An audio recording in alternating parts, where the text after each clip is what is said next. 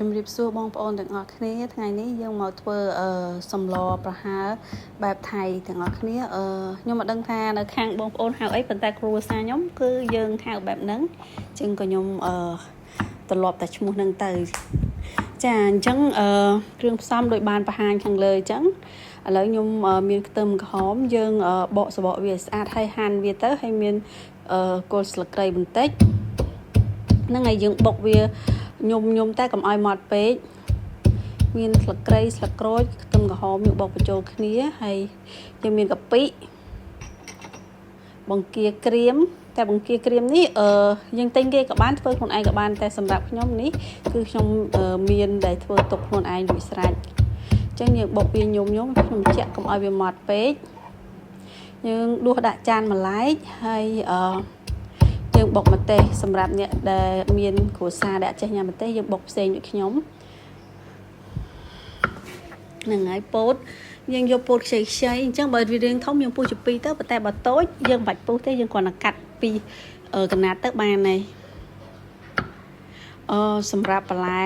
មុខម្ហូបនេះដែរបងប្អូនអាចដាក់តាមចំណង់ចំណូលចិត្តបានអញ្ចឹងខ្ញុំមានល្ពៅខ្ញុំកាត់ដូចតែយើងស្លប្រហើរបែបខ្មែរដែរគ្រាន់តែយើងអត់ប្រើប្រហុកទេ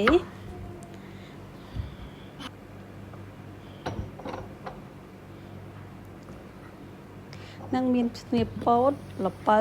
ហើយផ្សិតស្អំនេះខ្ញុំដាក់គ្រឿងដែលខ្ញុំបុកមុនហ្នឹង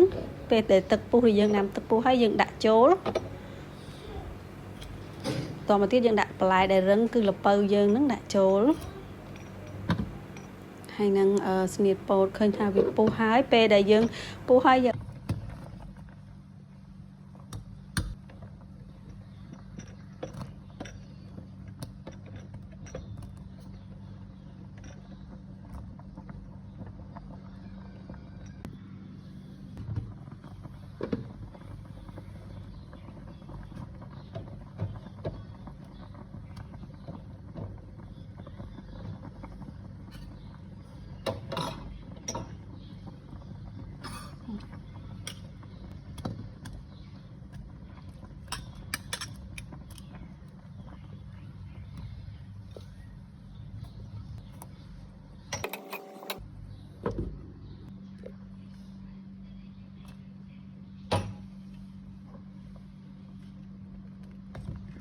ចាហ្នឹង